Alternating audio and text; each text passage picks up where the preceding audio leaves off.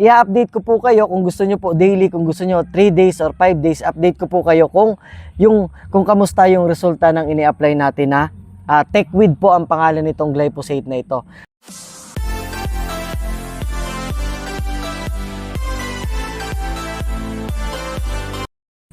Isang magandang araw na naman po mga kasaka. Kamusta po kayo? Ako po muli ito, ang inyong agriculturist. Sumasaludo sa magsasakang Pilipino para sa Pilipino. So ngayong araw ay mabilis ko lang po kayong bibigyan ng update dun sa aking vlog na tayo po ay nag-spray ng pamatay damo.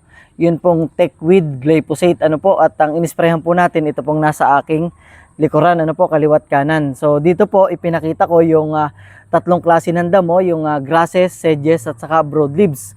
Ito pong TechWeed glyphosate ay pwede po nating pang-clearing sa gilid ng ating bahay, pwede po sa mga pilapil ng palayan, pwede sa gilid ng irigasyon, at kung kayo po ay nagsasaka ng hybrid corn, ay pwede rin po ito. Ito po ay non-selective at saka systemic na din po ito. Ibig sabihin, pati po yung ugat ay kayang patayin. So, ngayon po ay quick update. Ito po ay 2 days after na makapag-spray tayo ng TechWeed herbicide. At makikita nyo po ay naninilaw na siya. Ibig sabihin po, indikasyon po yan na tumalab na po yung TechWeed glyphosate. At sa mga susunod pong araw ay bibigyan ko pa rin po kayo ng update dito kapag ito pong mga damo na ito ay patay na. So ito pong TechWeed ay produkto po ng Agway Chemical Corporation. Kung itatanong nyo po kung saan po ito mabibili, ito po ay mabibili natin sa atin pong mga suking agricultural supply.